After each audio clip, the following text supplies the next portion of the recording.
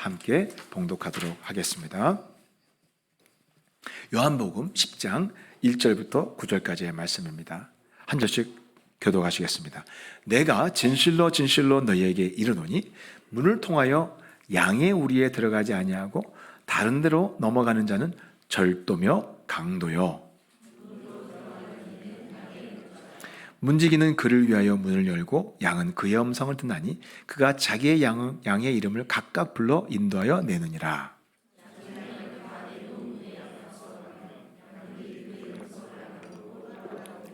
타인의 음성은 알지 못하는 고로 타인을 따르지 아니하고 도리어 도망하느니라.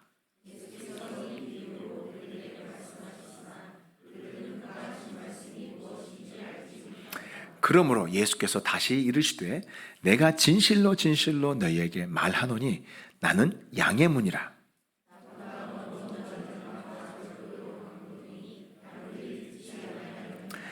내가 문이니 누구든지 나로 말미암아 들어가면 구원을 받고 또는 들어가며 나오며 꼴을 얻으리라. 아멘. 오늘 말씀은 당신은 어떤 양입니까? 라는 제목으로 함께 은혜를 나누도록 하겠습니다. 전에 고용노동부 취업 포털에서 남녀 직장인 2256명에게 설문조사를 했습니다. 그 설문조사 내용이 뭐냐면 직장에서 남몰래 울어본 적이 있습니까? 라고 설문조사를 했어요. 결과가 어떻게 나왔을 것 같습니까? 얼마나 많은 사람들이 그런 울어보는 경험을 했을 것 같습니까? 결과를 보니까 전체 응답자의 91.8%가 직장 생활하면서 남몰래 울어본 경험이 있다고 합니다. 여성 응답자가 95.6%, 남성 응답자가 84.6%가 울어본 적이 있다고 답을 했습니다. 그리고 언제 울었냐면 부당한 대우를 받을 때, 또 그리고 자기 능력의 한계를 보면서 자신감을 잃어버릴 때, 그때 남몰래 눈물을 흘렸다고 합니다. 여기서 보면 그 여성은 원래 눈물이 많으니까 그렇게 잘 운다고 우리는 생각을 하고 그럴 수 있겠구나 그러는데 의외로 남자들의 85%가 직장에서 남몰래 눈물을 흘렸다고 하니까 다들 놀라는 것 같습니다. 겉으로는 남자들이 강한 척 하잖아요. 그런데 남자도 얼마나 약한지 모릅니다. 우리 다 약합니다. 그죠? 사람은 참 약해요. 특히 이제 나이가 들면서 중년 이후가 되면 정말 한 해 한 해 세월이 갈수록 자신감이 떨어지고 약해져 가는 것을 느낍니다. 마음도 더 약해지는 것 같고 감정도 더 여려지는 것 같습니다. 얼마 전에 저하고 대학 때부터 같이 주님을 함께 섬겼던 어느 집사님과 통화를 하다가 한 성도님을 떠올리면서 이야기를 말하려고 하는데 우리 집사님도 이름이 생각이 안 나고 지난주까지 만났는데도 이름이 생각이 안 나고 저도 갑자기 또 생각이 안 나는 거예요. 둘이서 한참 전화하면서 그 집사님 그래서 한참 헤맸어요. 결국 이제 생각이 났지만 엊그제 우리 두 사람 대학생 때 만났는데 벌써 이렇게 이름도 잘 떠오르지 않는 나이를 먹어버렸다고 늙어버렸다고 그러면서 둘이 같이 웃은 적이 있습니다. 이렇게 자신감이 떨어지니까 사람들은 점점 두려움과 염려와 근심이 많아집니다. 더 나이 들어서 아프면 어떡하지? 퇴직하면 어떡하지? 어떻게 살아가지? 우리 자녀가 이 험한 세상을 잘 이겨낼 수 있을까? 우리 자녀 어떡하지? 온갖 염려와 두려움이 우리의 마음을 지배하게 됩니다. 요즘 많이 부르는 찬양 중에 주여 우린 연약합니다. 우린 오늘을 힘겨워합니다. 주여 우린 넘어집니다. 오늘 하루 또 실수합니다. 성도님들이 이 찬양을 부르면서 굉장히 많이 은혜를 받는 것 같아요. 왜 그렇습니까? 왜 이렇게 은혜를 받는 것 같아요? 자기 이야기니까요. 내 이야기니까. 날마다 보면서 내가 얼마나 약한지 절절히 느끼니까 이 찬양을 보면서 정말 감동이 되는 거예요. 내 고백 같은 거예요. 오늘 말씀은 그렇게 넘어지고 나의 연약함 때문에 남몰래 눈물을 흘리는 바로 우리를 향해서 주님이 주신 말씀인 것입니다. 이 말씀을 잘 귀 기울여 들으시기 바랍니다. 오늘 주님은 주님과 우리와의 관계를 양과 목자의 관계로 설명하셨습니다. 요즘 같은 시대에 그냥 반려견과 주인 이렇게 하면 훨씬 더 이렇게 마음에 와닿고 감동 있고 막 이렇게 뭉클할 텐데, 그리고 실제로 그 당시에도 개하고 주인이 되게 가깝잖아요. 개는 막 주인 옆에서 막 꼬리를 흔들리면서 다니잖아요. 사람하고 굉장히 가까운 존재가 개인데, 그런데 왜 주님은 많은 짐승 가운데 우리를 하필 그 중에 양으로 비유하셨을까? 왜 그러셨을까요? 그 이유는 뭐냐면 양이 가장 나약한 짐승이기 때문입니다. 양은 자신의 생존을 100% 목자에게 의존하여 살아가는 존재입니다. 개는 안 그래요. 개는 주인 헤어지면 지 혼자서 야생으로 살아가요. 네, 양은 그렇지 못합니다. 양은 가축 중에서 나약함으로 말하면 원탑이라고 말할 수 있습니다. 실제로 이들이 얼마나 약한지를 보여주는 사건이 있었습니다. 아프리카 한 목장에서 들개 2마리가 어느 목장을 침입해서 들개 2마리가 그 목장의 양 몇 마리를 죽였냐면 하룻밤 사이에 292마리의 양을 물어 죽였어요. 단 2마리의 들개가. 아니, 이게 비율로 말하면 몇 대 몇이에요? 292대 2예요. 18대 1도 아니고 292대 2예요. 그러니까 한마디로 말하면 146대 1이에요. 146대 1. 아니, 양이 마음 먹고 그냥 한 10마리만, 20마리만 쫙 달려들어도 깔려서 죽을 수 있을 텐데, 그 292마리의 양이 2마리한테 다 물려 죽었어요. 얼마나 양이 약한지를 보여주는 아주 실제적인 예예요. 2년 전에 우리 사회에도 비슷한 충격적인 사건이 있었습니다. 부산에서 한 젊은 여성이 빌딩 안에서 엘리베이터를 기다리다가 갑자기 모르는 남성의 돌려차기에 쓰러지고 또 끌려가서 성폭행을 당했습니다. 정말 그때 우리 사회적으로 큰 충격이 있었죠. 그 현장이 외딴 산골이나 시골 마을이 아니에요. CCTV가 있고 수시로 사람들이 다니는 도시 중심의 빌딩 엘리베이터 앞에서 그런 일을 당했다는 것이 참 놀랍습니다. 마치 갑자기 달려든 들개에게 아무 저항도 못하고 당하는 양과 같습니다. 우리 사람이 그래요. 범죄 앞에서 얼마나 취약한지 몰라요. 얼마나 나약한지 몰라요. 양하고 차이 없습니다. 너무나 쉽게 목숨을 잃고 쉽게 범죄의 표적이 됩니다. 또 양은 분별력이 없습니다. 매일 먹는 풀인데도 불구하고요. 이 양들이요, 이게 먹을 수 있는 풀인지 못 먹는 풀인지 구분을 못 한대요. 그래서 막 독초를 먹으면 설사를 하고 양이 이제 들어눕는 거예요. 죽을 수도 있어요. 그러니까 목자가 해야 되는 일은 뭐냐면 미리 가가지고 목초지에 먼저 양을 풀기 전에 독초가 있는지 없는지 샅샅이 살펴서 다 뽑아내는 거예요. 만약에 내버려두면 양을 그냥 먹어버리는 거예요. 구별을 못해요. 우리도 비슷합니다.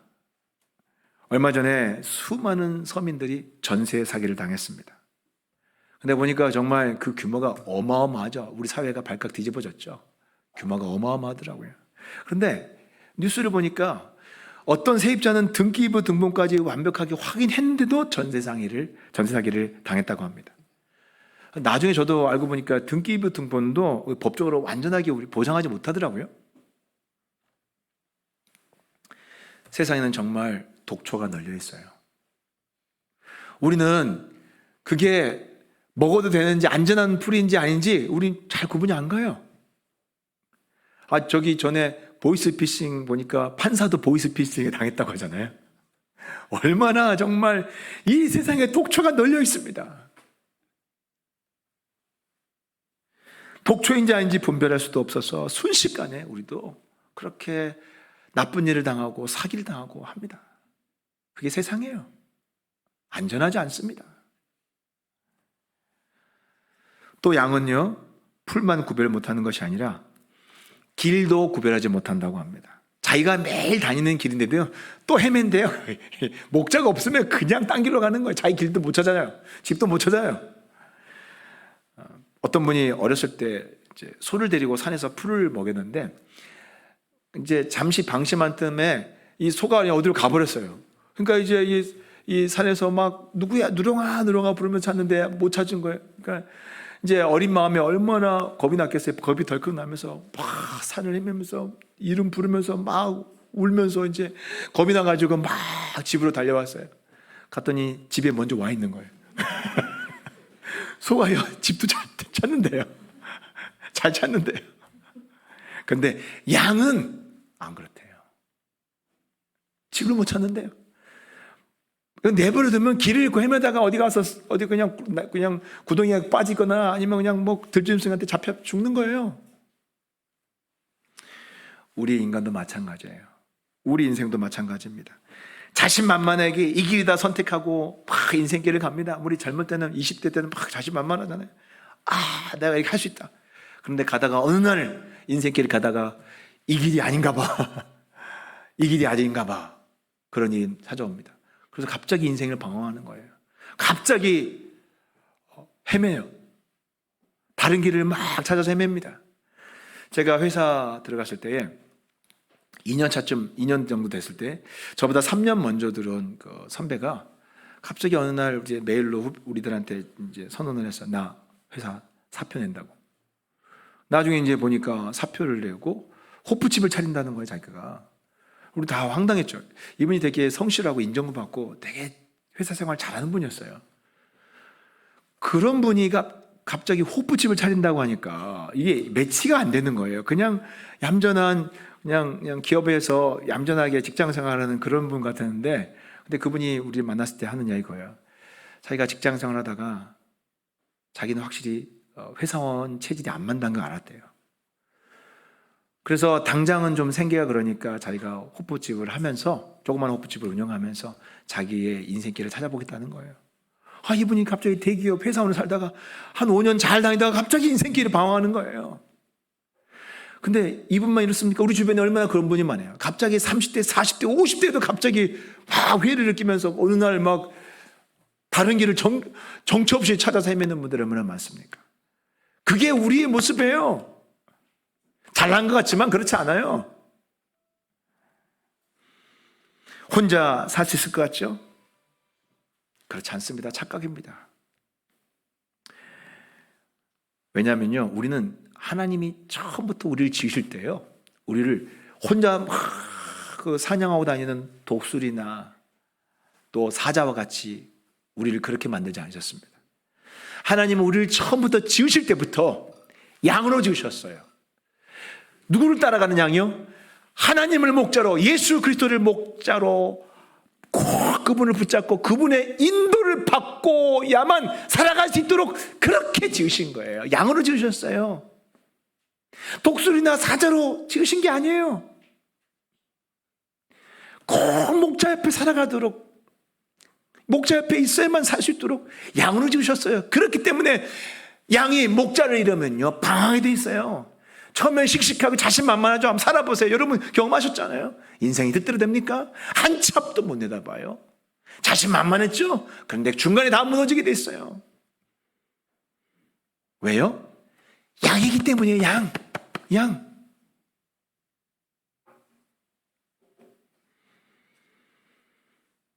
우리가 양이라는 사실을 깨닫지 못하고 혼자 잘 살 수 있다고 하나님 없이 혼자 룰루랄라 이렇게 다니다 보면 가다가 길을 잃고 방황하고 또 늑달같이 달려드는 맹수들에게 여기저기 물어뜯기면서 인생 정말 허망하게 많은 것을 잃어버린 일들이 일어나게 되는 것입니다.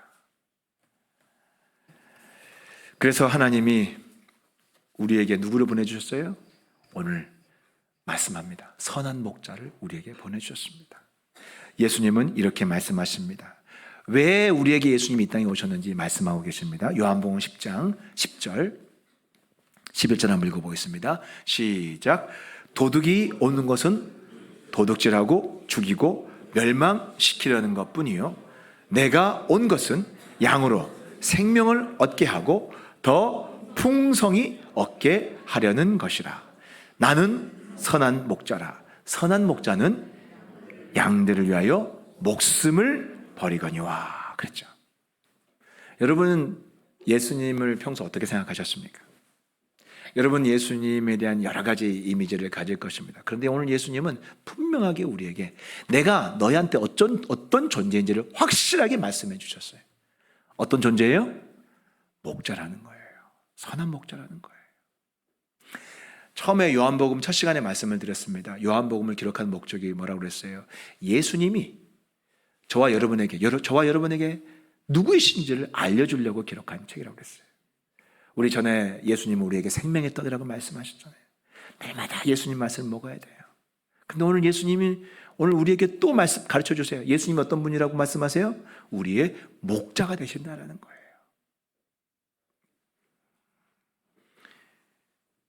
나를 인도하시기 위해 이 땅에 오셨다는 거예요. 매일매일 나를 목자가 양을 인도한 같이 내 인생을 그렇게 인도하기 위해서 이 땅에 오셨다고 말씀하고 계세요. 여러분, 예수님이 나의 목자 되심을 믿고 그렇게 잘 따르고 계십니까? 오늘 예수님이 확실하게 혹시 잊어버리고 계셨다면 오늘 예수님의 말씀을 잘 듣고 다시 기억하시기 바랍니다. 양이 해야 할 일이 뭡니까? 무조건 예수님만 잘 따라가면 됩니다. 그래야만 이 험한 세상을 안전하게 살 수 있습니다.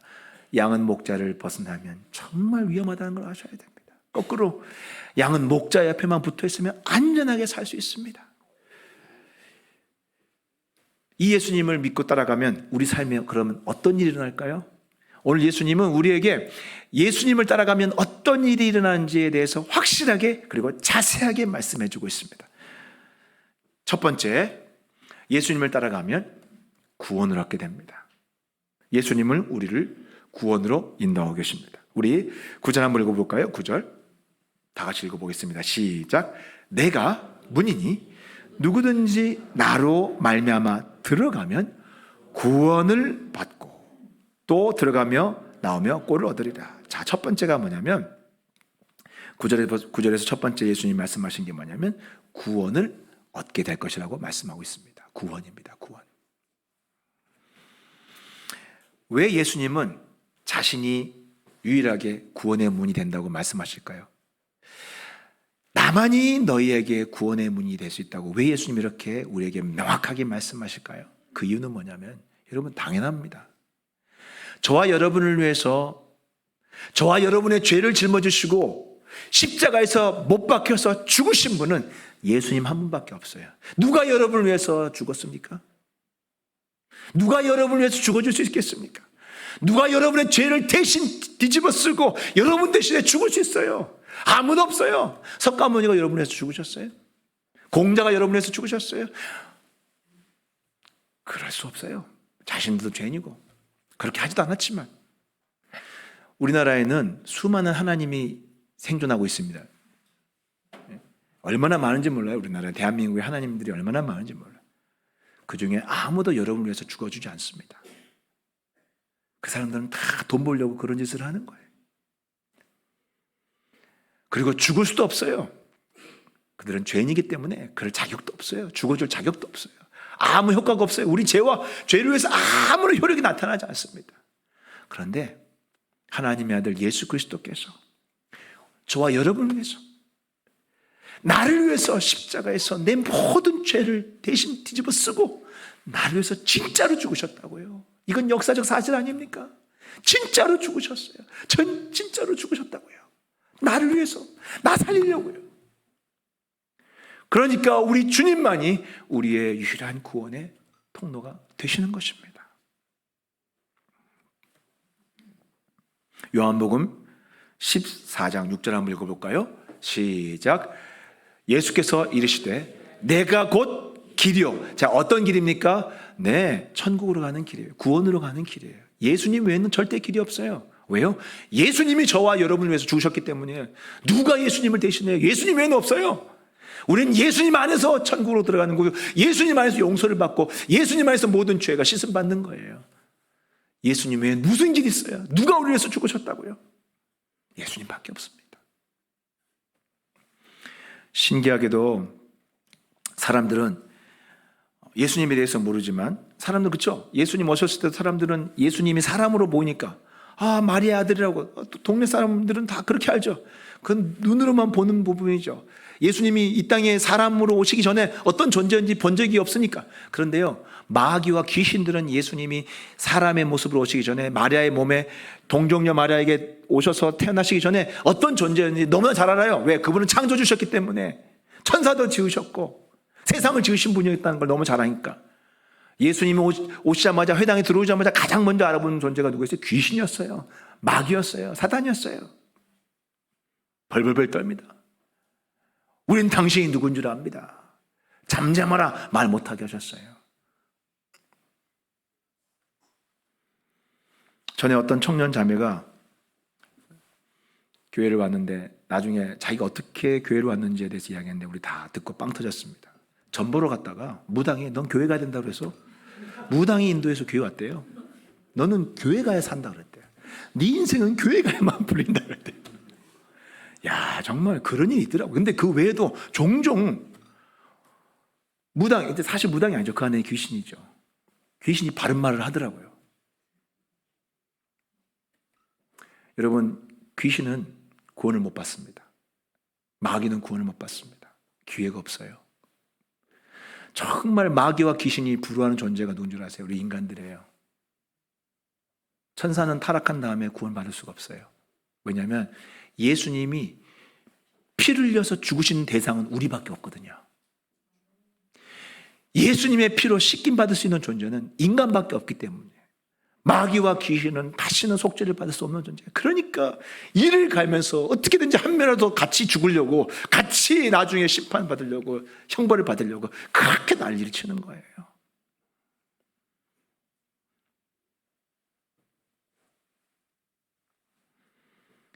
그것만이 아닙니다. 주님은 우리 구원에 대해서 오늘 이중 보증을 해주고 계십니다. 이중 보증이에요.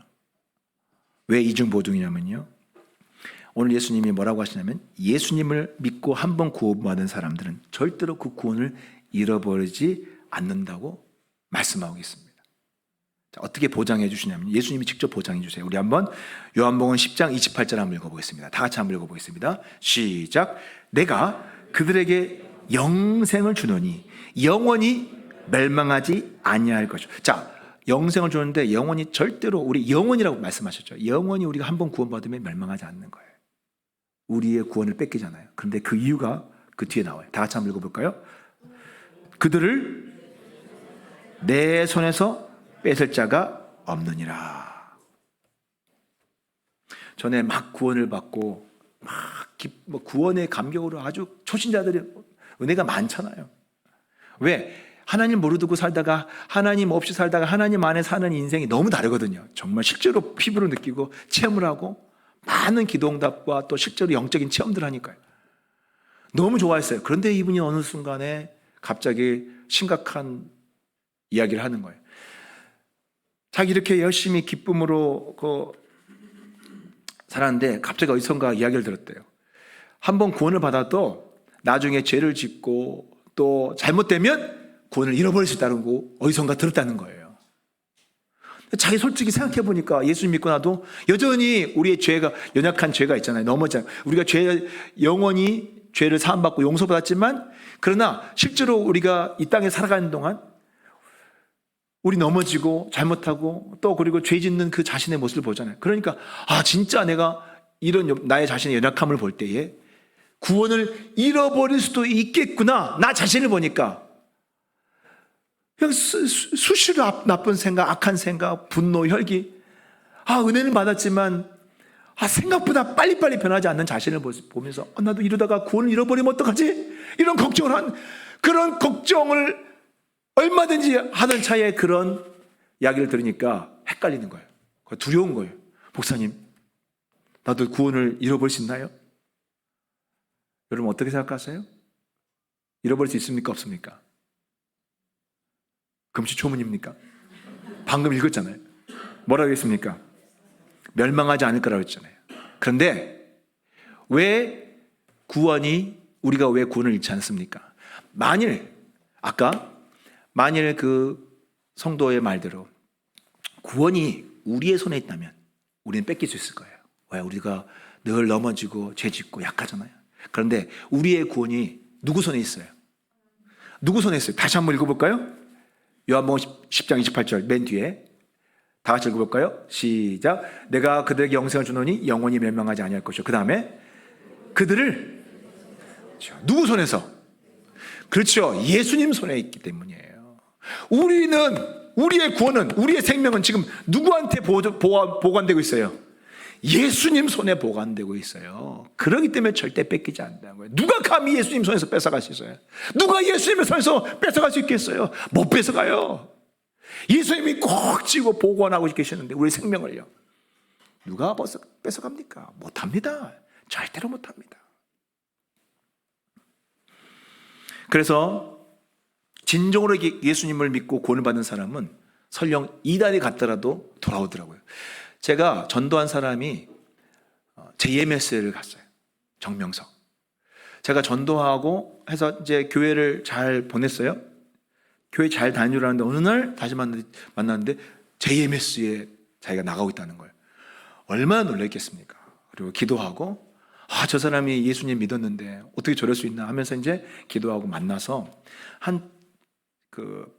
카페에서 한 3시간 정도 이야기를 했는데 정말 놀랍게도요, 다 듣더니 자기가 잘못 생각했다고 한 것 같아요. 그리고 이제 안 나갈 거라고 하면서 나왔어요. 정말 나왔어요. JMS에서 실제로 나왔어요. 근데 지금 생각해 보니까 오늘 약속의 말씀 그대로인 거예요. 실수로 넘어갔지만 한 번 구원받은 사람은 예수님이 나를 결국 보내셔서 내 입술을 통해서 그 사람에게 다시 진리를 전하게 하시고 결국 나왔잖아요. 왜 그래요? 예수님이 그 생명을 쥐고 있기 때문이에요. 절대 잃어버리지 않아요. 절대로요. 우리 주님은 자기 양을 포기하지 않으십니다. 한 번 구원한 양을 실수하고 죄짓고 넘어지더라도 잘못할 수 있죠. 우리는 다 약하잖아요. 그럼에도 불구하고 우리 주님은 절대 포기하지 않으신다고요. 절대 놓치지 않아요. 한 성도는 초등학교 때 주일학교에 다니다가 교회를 떠났어요. 그리고 중년이 돼서 30년이 넘는 세월이 지난 다음에 다시 교회에 오게 됐어요. 그런데 그 과정을 들어보니까 정말 그런 것 같아요. 마치 꼭 주님이 길목에 지키고 있다가 탁 손을 잡아주고 자 이제 교회 가자 하고 끌고 오신 것 같아요. 왜 그걸 알 수 있냐면 오자마자 은혜를 주시는데요, 막 폭포수같이 은혜를 주시는 거예요. 막 꼭 선물 보따리 준비해놓고 대기하고 계신 것 같아요. 오자마자 막 성령 체험하고 은혜 받고 막 눈물을 흘리고. 왜요? 그 어렸을 때 예수님을 받아들인 그 어린 영혼 속에 예수님의 생명이 살아있기 때문에 그 생명이 어디 가지 않는 거예요. 결국 그 영혼을 주님께로 다시 이끌으시고 그 생명 속으로 주님께서 인도해 주신 거예요. 여러분의 생명도 주님이 이렇게 절대로 잃어버리지 않는 것을 믿으시기 바랍니다. 누구도 빼앗을 수 없습니다. 우리를 끝까지 구원으로 인도하시는 것을 믿으시기 바랍니다. 두 번째, 예수님을 따라가면 목자 되신 우리 주님이 우리의 삶을 책임지십니다. 우리의 삶도 책임지십니다. 예수님 믿고 구원을 받는다는 건 단지 죽은 후에 천국 가는 거, 그게 구원이 아니에요. 그게 전부가 아니에요. 이 땅에서도 우리 주님이 이 땅에서 우리에게 살아가는데 모든 필요한 꼴들을 공급해 주시는 것입니다. 우리 다시 한번 9절 한번 볼까요? 그 내용이 나와 있어요. 9절. 내가 문이니 누구든지 나로 말미암아 들어가면 구원을 받고 그 다음에 들어가며 나오며 뭘 주신다고요? 그렇죠. 아까는 뭘 주셨어요? 구원을 주시고 이번에는 뭐예요? 그렇죠. 꼴을 주신다는 거예요. 꼴이 뭔지 아시죠? 먹을 거예요. 양식이에요. 양이 먹는 양식이에요. 풀을 주시는 거예요. 우리도 마찬가지입니다. 양에게 꼴이 필요하듯이 우리의 삶에도 반드시 꼴이 필요합니다. 그렇죠? 물질 없이 우리가 필요한 물질이 있어야 먹고 살 거 아니에요. 근데 우리 주님은 정말 그 모든 꼴을 직접 공급해 주십니다. 그거 여러분 느끼고 살고 있습니까? 느끼고 있습니까? 네, 맞아요. 주님이 공급하시는 거예요. 주님이 매일매일 공급하시는 거예요. 오늘 보면 9절에 보면 들어가면 또는 들어가며 나오며 들랑달랑 하는 거예요. 매일 들랑달랑 하면서 꼴을 먹게 하시는 거예요. 양이 매일 먹어야 되잖아요. 풀을 먹게 하시는 거예요. 그걸 누가 공급하는 거예요? 예수님이 공급하시는 거예요.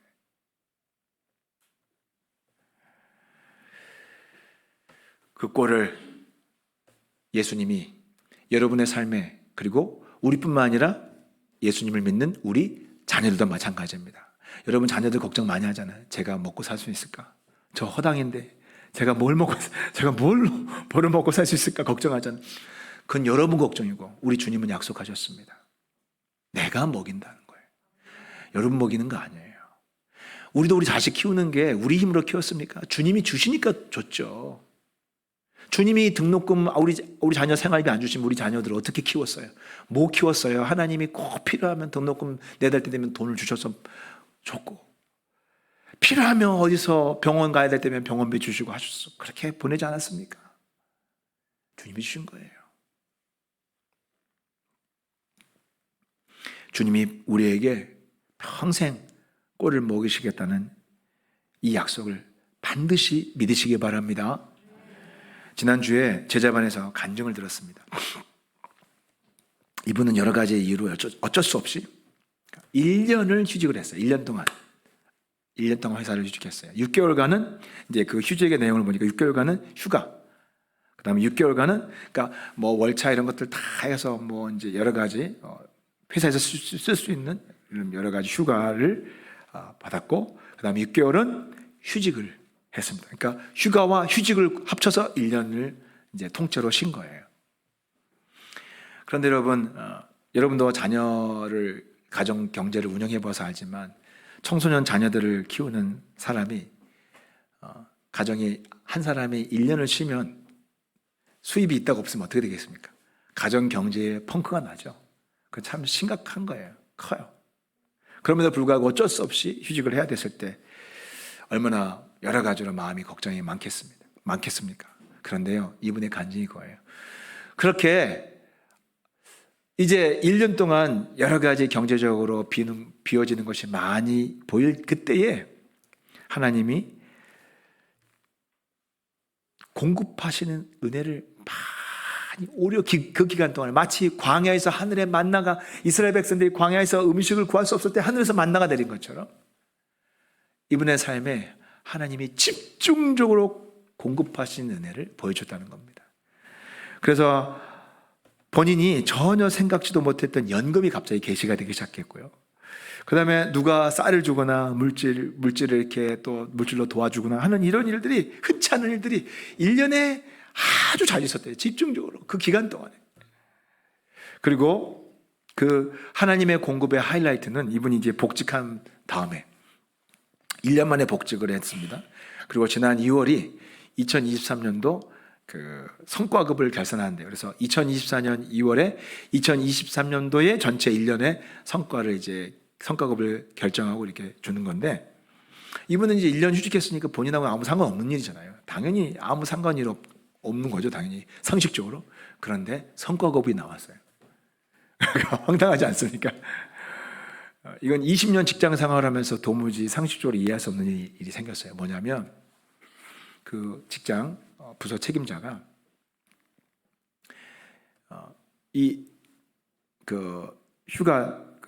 성과급을 결정하면서 이 사람을 포함시킨 거예요. 근데 그 근거가 뭐냐면 앞에는 휴직이 아니라 휴가라고 했잖아요. 그러니까 휴가 상태로 그것을 보면서 굳이 주려고 이렇게 저렇게 명분을 만들어서 준 거예요. 근데 여러분, 이게 얼마나 어려운 거냐면 20년 동안 본인이 직장 생활하면서 이런 걸 본 적이 없대요. 왜냐하면 보통 연말까지 근무하지 않으면 성과급을 안 준대요. 칼같이. 그리고 또 하나가 어려움이 뭐냐면 이 성과급은 자기들 몫에서 나눠주는 거래요. 그러니까 나한테 돌아와야 될 몫을 떼서 일도 하지 않은 우리 성도님에게 준 거예요. 이게 쉬운 일입니까? 이게 상식적으로 가능한 일입니까? 세상에서 돈 몇 푼에 벌벌 떠는 세상 칼같잖아요. 돈 때문에 얼마나 사람들이 원수가 됩니까? 그런데 세상에 자기 몫에 손해를 보면서 부서장이 또 한 다른 그 관리자의 반대도 불구하고 주라고 해서 결정이 된 거예요. 이거 어떻게 설명할 수 있을까요? 이걸 설명하는 방법은 딱 하나밖에 없어요. 오늘 주님이 우리에게 하신 말씀이에요. 내가 너희에게 꼴을 주리라. 내가 너희에게 꼴을 주리라. 들면 알며 너희에게 필요한 건 무엇인지 정확히 아시고 하나님이 다 채워주시는 것입니다. 또 최근에 한 순장님이 남편이 갑자기 너무 떨어지셔서 어디서 이렇게 일하다가 떨어지셔서 대퇴부 골절이 됐습니다. 그 대퇴부 골절이니까 이게 거의 한 달 동안 병원에 입원하셔야 됐어요. 한 달간 입원을 하고 치료를 하게 됐는데, 여러분 한 달간 입원을 하면 그 치료비보다 제일 무서운 게 이렇게 꼼짝 못하는 사람들은 간병비가 무서워요. 간병비가 굉장히 많이 나오더라고요. 근데 이분에게 놀라운 일이 났습니다. 3개월 전에 친척이 이 간병보험을 한번 들어보라고 그랬대요. 3개월 전에. 그래서 남편 명의로 그래, 뭐 언젠가는 또 그럴 수 있겠다. 우리 사람이 내일 일을 모르니까. 3개월 전에 들었대요. 3개월 전에. 근데 3개월 딱 지나서 얼마 안 돼서 남편이 다친 거예요. 그런데 보통 우리 그 효력이 3개월 지나야 되잖아요. 암보험 같은 거 보면 3개월 후부터 효력이 발생하잖아요. 보험 들고 나서. 세상에 3개월 딱 지나서 간병비가 나오는데, 덕분에 우리 집사님이 원래는 사실 보호자가 옆에서 붙어서 거기 있어야 되잖아요. 그러면 아무것도 못해요. 그런데 우리 집사님이 순장이시잖아요. 순장 모임에도 나오고 수요기도에도 매주마다 나오시더라고요. 아니 어떻게 그렇게 남편이 병원에 입원했는데 그렇게 자유롭게 할 수 있는가? 24시간 간병 보험이 있기 때문입니다. 24시간 간병 그 보험이 나와서 지켜준대요. 그래서 얼마나 편하게 남편의 그 완쾌 될 때까지 그걸 다 치료했는지 몰라요. 집사님이 저한테 이런 고백을 했어요. 목사님, 하나님이 얼마나 섬세한지 모르겠다고. 하나님은 너무너무 섬세하시다. 어떻게 3개월 뒤에 일어날 걸 미리 딱 사람을 통해서 준비시켜서 간병보험을 딱 들게 해서 그거 다 준비시키시냐고요. 놀랍지 않습니까? 여러분, 예수님이 산상수훈을 통해서 마태복음에 이렇게 말씀하셨습니다. 너는 무엇을 먹을까, 무엇을 마실까, 무엇을 입을까 염려치 말라. 하늘에 계신 너희 아버지께서 이 모든 것이 너희에게 있어야 할 것을 아시느니라 그랬어요. 여러분들에게 뭐가 필요한지를 가장 잘 아시는 분이 누구라고요? 우리 하나님이라는 것입니다. 그래서 여러분들에게 꼭 때에 맞게 꼭 필요할 때에 공급해 주시는 것입니다. 그것을 믿으시기 바랍니다. 제 아내도 제가 신학교 다닐 때 제가 생활비를 벌 수 없으니까 제 아내가 중국어 새벽반 강의를 나갔어요. 그런데 참 신기하게도 우리 생활비가 많이 들어가는 달에는 학생들이 많이 와서 생활비를 채워줬어요. 수강료가.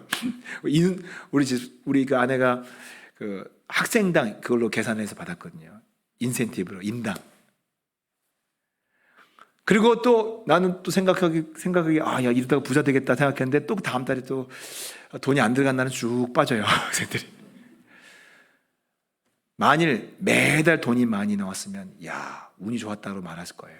그런데 꼭 누가 조절하는 것 같이 꼭 필요한 만큼 하나님이 공급하시는 걸 봤어요. 마치 양에게 꼴을 다 그 필요한 만큼 먹이는 것처럼.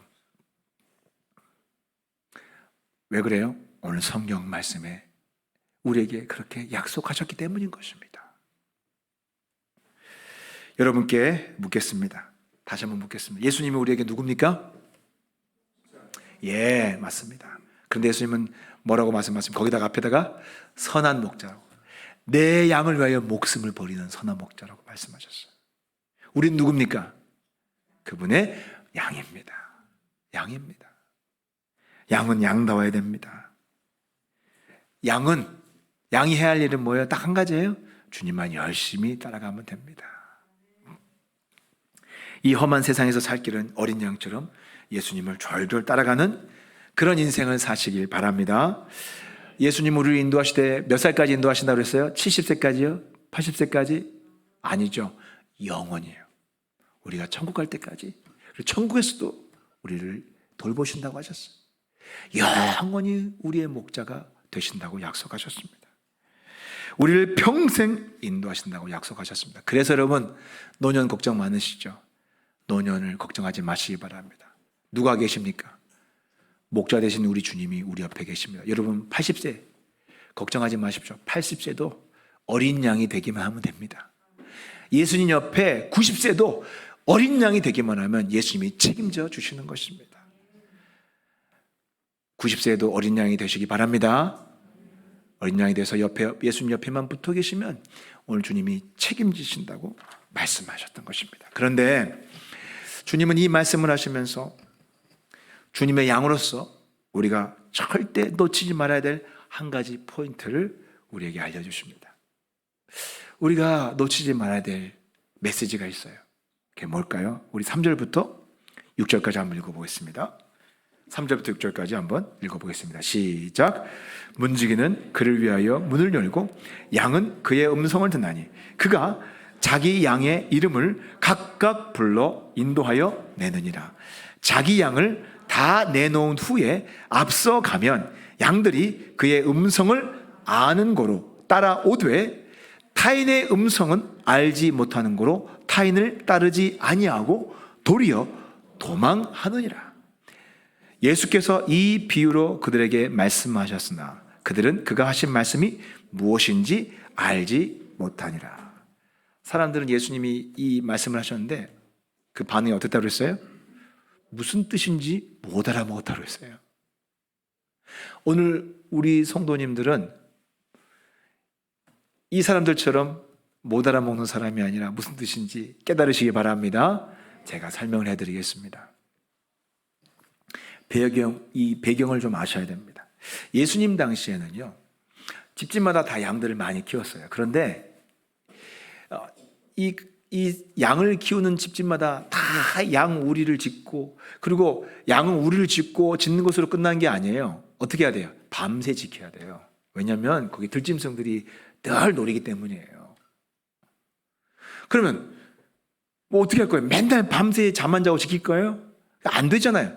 그래서 사람들이 생각하는 게 뭐냐면 공동우리예요. 양우리를 크게 마을에서 공동으로 짓습니다. 그리고 저녁이 되면 집집마다 전부 다 양들을 데리고 그 공동우리다가 맡기는 거예요. 그리고 돈을 모아가지고 문지기를 고용하는 거예요. 그래서 문지기는 낮에 자고 밤에 잠 안 자면서 그 양우리를 지키는 겁니다. 그러니까 잘했죠. 지혜롭게 잘했죠. 그래서 저녁이 되면 집집마다 양들을 몰고 한 우리다 다 집어넣습니다. 그리고 다음날 아침에 목자들이 찾으러 오는 겁니다. 자, 그런데 여러분 한 가지 여러분 생각에 이러면 문제가 생기지 않을까 하는 게 있지 않습니까? 무슨 문제가 있을 것 같아요? 아침에 오면 양들이 다 섞이잖아요. 누구 양인지 어떻게 알아요? 어떻게 알아요? 다 비슷비슷할 텐데 몇백 마리일 텐데. 그럼 막 싸움이 일어나지 않겠어요? 저거 내 양이라고. 그런데 걱정할 필요가 없습니다. 오늘 본문을 읽어보니까 예수님이 실제 있었던 일을 말씀하시잖아요. 당시에 어떤 일이 일어났는지, 그 공동우리에서 아침에 어떤 광경이 벌어지는지 오늘 말씀하시잖아요. 어떻게 합니까? 목자가 오면 지난밤에 맡긴 목자를 확인하고 문지기가 양의 문을 열어줍니다. 그럼 밖에서 문지기가 목자가 어떻게 해요? 똘똘아! 그러면 똘똘이가 막 나오는 거예요. 놀다가 오! 그러면 나가요. 야 전박아! 그러면 막 놀다가 오! 하면서 또 나가는 거예요. 신기하게 양들이 목자가 이름을 각각 부르면 각각 알아듣고 따라 나간다는 거예요. 그렇게 기록되어 있잖아요. 예수님이. 목자는 양을 부르고 양은 자기 이름을 알아서 목자의 음성을 듣고 따라간다는 거예요. 그런데 다른 사람이 자기 이름을 부르면 따라가요? 안 따라가요? 뭐라고 되어 있어요? 안 따라간다고 되어 있어요. 양은 목자의 음성을 안다는 거예요. 참 신기하죠. 우리는 거기까지 디테일하게 생각하지 못했잖아요.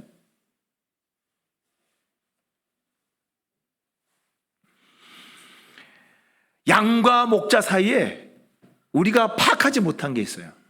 겉으로 볼 땐 잘 못 보는 게 있어요. 우리도 들판에서 목자들을 보면 그냥 우르르 모아가지고 우르르 막 이렇게 하는 것 같잖아요. 근데 의외로 양과 목자 사이에 개별적인 아주 깊은 친밀감이 있다는 거예요.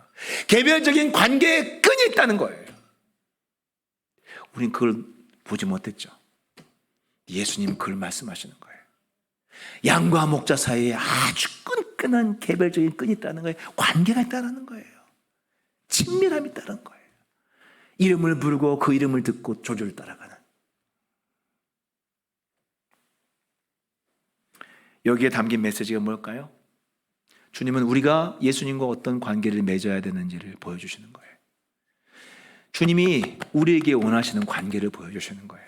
주님은 우리와 어떤 관계를 맺고 싶어 하세요? 이름을 부르고 네 하고 따라가는, 졸졸졸 따라가는 그런 아주 개인적이고 아주 친밀한 관계를 맺기를 원하신다는 거예요. 그걸 그림으로 보여주신 것입니다. 여러분은 목자가 양의 이름을 부르고 양은 그 이름을, 자기 이름을 알고 쭉 따라가는 그런 모습을 보면서 무엇을 느끼십니까? 뭘 느끼십니까? 우리는 일주일에 한 번 주일 예배에 나오는, 그냥 일주일에 한 번 주일 예배에 나와서 세곡 사랑의 교인으로 예배 가운데 주님을 만나는 것으로 만족하면 안 돼요. 주님 오늘 이 자리에 임재해 계십니다. 주님이 지금 여기 계세요. 여러분을 세곡 사랑의 성도 공동체를 우리 주님이 여기 임재하셔서 만나고 또 우리에게 목사를 통해서 메시지를 주시고 여러분을 인도하세요. 근데 여러분 그것으로 만족하고 살면 안 돼요. 주님은 여러분의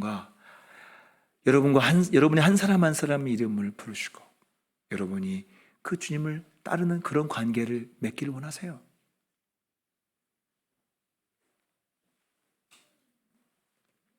복음서를 보면 예수님이 항상 그 복음서를 읽다 보면 어떤 그림 그려주세요? 수많은 사람들이 모여있고 예수님은 막 말씀을 전하시는 거예요. 집회를 하시는 거죠. 그런데 우리는 그것만 보면 예수님이 그냥 효율성을 위해서 많은 사람들에게 복음을 전하고 또 다른 지역 가서 복음을 전하고 그냥 군중들에게 메시지 전하고 이렇게 예수님과 군중이란 관계만 이렇게 생각하잖아요. 예수님과 군중, 무리. 그런데 여러분 그렇게 보시면 안 돼요. 그러면 성경을 잘 못 보시는 거예요. 그런 그림도 있지만 예수님의 다른 성경의 또 다른 장면을 보면 예수님이 그 군중 속에 한 사람 한 사람을 얼마나 예의 주시하시면서 한 사람 한 사람에게 관심을 가지시고 보시는지 예수님이 그들을 바라보고 계신다는 것을 아셔야 됩니다. 그 예를 보면 요한복음을 보면 그런 장면들이 많이 나와요. 예수님이 한 사람을 찾아가는 이야기가 나오잖아요. 사마리아의 여인 보세요. 예수님이 원래 딴 길로 갈 예정이 되셨지만 예수님이 일부러 사마리아 성에 들어가셔서 그것도 사람들이 다니지 않는 대낮에 한낮에 몰래 우물에 물을 길러 오른 여인을 만나려고 그곳에 먼저 딱 도착하셔서 기다리고 계셨어요. 그 시간에 여인이 올 줄 알고. 이 여인과 예수님은 개인적으로 아는 사이가 아니에요. 그런데 예수님은요 다 그 자리에 여인을 기다리셨어요. 그 여인을 구원하려고요. 찾아오신 거예요. 그 여인과 관계를 맺으신 거예요. 개인적인 관계를 맺으신 거예요. 구원의 관계를 맺으신 거예요. 양과 목자가 되기를 위해서 오신 거예요. 그러면서 그 여인에게 뭘 물어봅니까? 내 남편을 데려오라. 그러면서 뭐라고 말씀하십니까? 정확히 집어내시잖아요. 너에게 다섯 명의 남자가 있었지만 지금 있는 남자도 내 남편이 아니다. 깜짝 놀라잖아요. 너무너무 잘 알고 계세요. 그리고 찾아오셨어요. 그리고 그를 구원하셨어요. 한 사람에게 얼마나 주님이 관심이 있으면 방탕한 삶을 사는 여자, 그 여자에게 찾아오셔서 그를 기다리시고 만나시고 대화하시고 그를 구원으로 이끄시는 모습을 보여줍니다. 이거는 우리를 향해서 지금 주님이 이렇게 여러분 한 사람 한 사람에게 관심을 갖고 있다는 걸 보여주시는 거예요. 한 에피소드를 통해서. 그것만 있습니까? 예수님이 여리고성으로 갔을 때에 보세요. 여리고성에 들어갔을 때 사람들이 다 길가에서 예수님을 막 엄청난 군중이 나왔어요. 그런데 그 군중 사이에 한 남자가 뽕나무에 올라가가지고 키 작은 사람이 예수님 보려고 딱 그 군중 속에서 뒤에 조금 더 높이 올라가가지고 뽕나무에서 예수님을 이렇게 바라보는데 예수님이 그 많은 군중 속에 쫙 딱 집어내시잖아요. 삭개오야! 둘이 만난 적이 없어요. 근데 이름으로 아세요. 만난 적이 없어요. 깜짝 놀랐죠. 삭개오야 내려오라. 내가 오늘 너희 집에 유예하겠노라. 오늘 네 집에 구원이 이르노라. 그렇게 주님이 찾아오신 거예요. 주님이 얼마나 한 사람 한 사람에 관심이 많으십니까? 구원은 각자 주님과 1대1 만남을 통해서 이루어지는 거예요.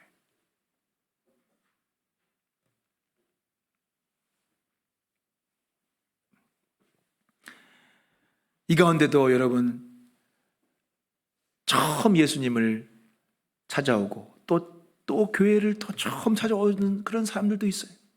누군가의 또 친척들의 안내를 받고. 그런데 여러분 그거 아셔야 돼요. 처음 오는 것 같지만 여러분은 처음이지만 주님은 처음이 아니에요. 여러분을 너무나 잘 알고 계세요.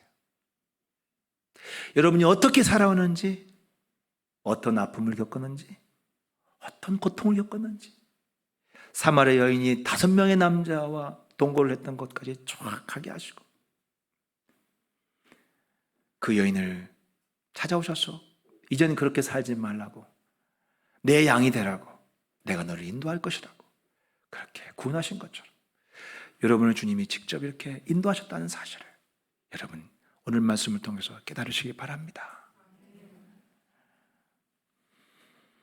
지금도 주님은 준호야 하고 매일매일 우리를 찾아오십니다.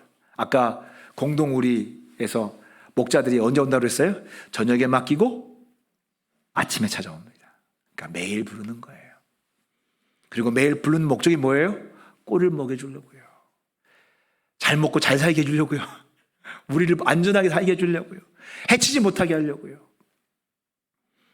근데 주님이 이렇게 그토록 우리를 매일매일 만나고 싶어서 매일매일 우리 인도하고 싶어서 찾아오셨는데 우리는 어떻습니까? 주님이 찾아오셨는데 주중에는 어때요?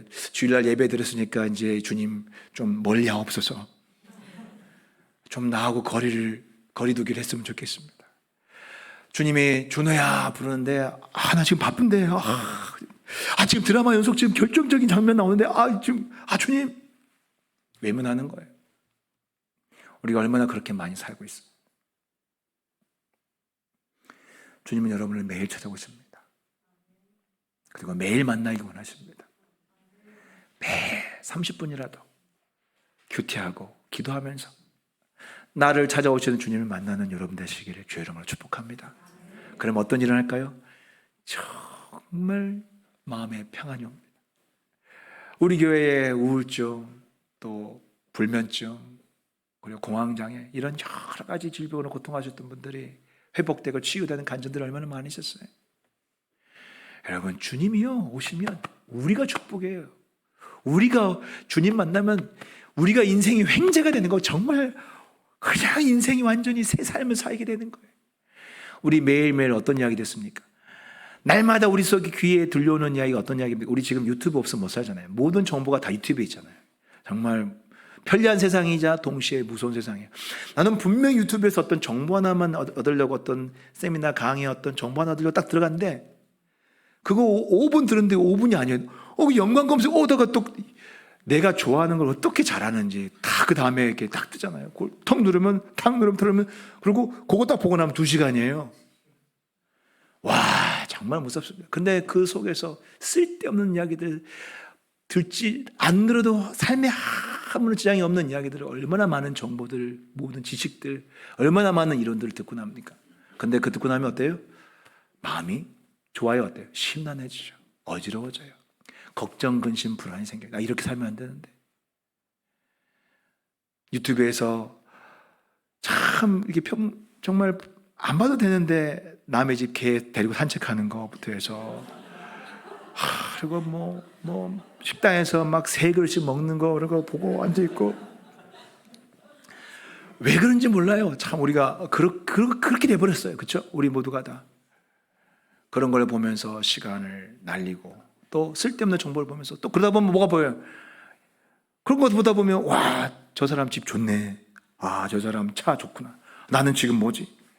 이러면서 쓸데없는 비교와 이런 세상 염려와 근심들이 오는 거죠. 그럴 때 우리가 어떻게 우리가 그 심란한 마음을 이길 수 있습니까? 매일매일 우리의 이름을 부르 찾아오시는 주님을 만나시는 여러분 되시기 바랍니다. 말씀을 펼쳐서 큐티를 하십시오. 읽으십시오.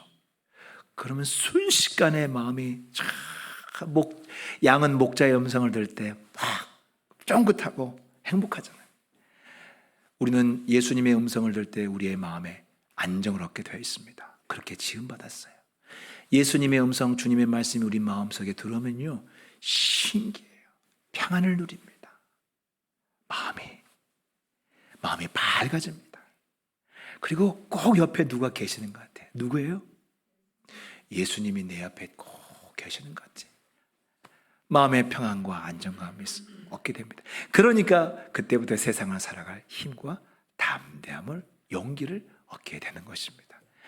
우리 세곡 사랑의 성도 여러분, 양이라는 것을 잊지 맙시다. 날마다 우리를 인도하러 오신 예수님 따라가는 여러분 되시기를 주의 이름으로 축복합니다. 기도하시겠습니다.